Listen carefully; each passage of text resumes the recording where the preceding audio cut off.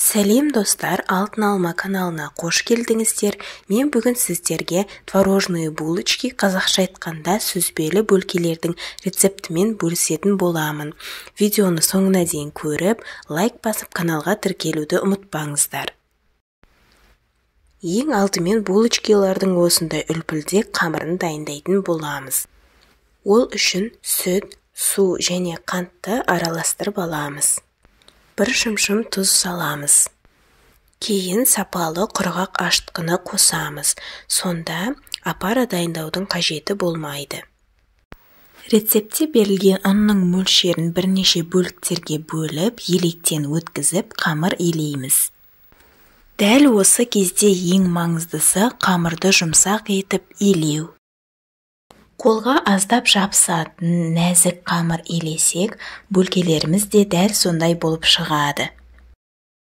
Енді осы қамырды көлемі кем дегенде 2 есе ұлғайғанша жылы жерде ұстаймыз. Салманы дайындауға көшейік. Сүзбеге 2 немесе 3 ас қасық қант және қалауыңызша 1 шай қасық бал қосып барлығын араластырамыз. Салмамыз дайын. Қамырымыз керемет болып көтерілді. Енді оны кішкене илеп жіберіп, қолымызбен оқтаумен жаямыз.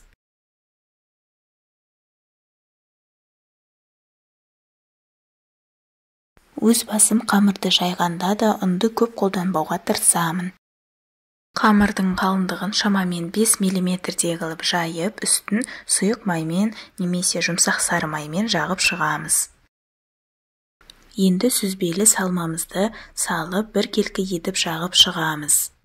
Бұл тоқаштардың ортасына фантазияңызға байланысты корица, мейіз, қант және тағы басқа салмаларды да қосуға болады. Енді қамырды видеода көрсетілгендей рулетке ораймыз. Енді оны қарапайым жіптің немесе жай ғана пышақтың көмегімен кесіп 12 бөлікке бөлеміз. Алтын алма каналындағы қолжетімді рецепттерді көру үшін каналға тіркел.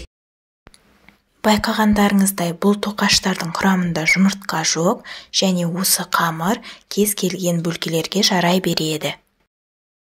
Булочкалардың бетін жауып 20 минуттай көтерілуге уақыт береміз. Сонда ғана нәтижесінде жұмсақ бөлкелер шығады.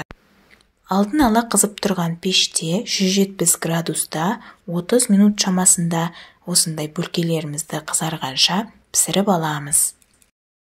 Бұл бөлкелер ыстық күйінде де суыған кезде де өте дәмді, міндетті түрде жасап көріңіздер.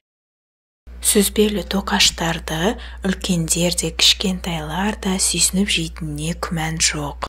Менің рецептіммен дайындап көрген болсаңыздар, комментарийға пікірлеріңізді қалдыра кетіңіздер. Келесі видеода көріскенше назарларыңызға рахмет.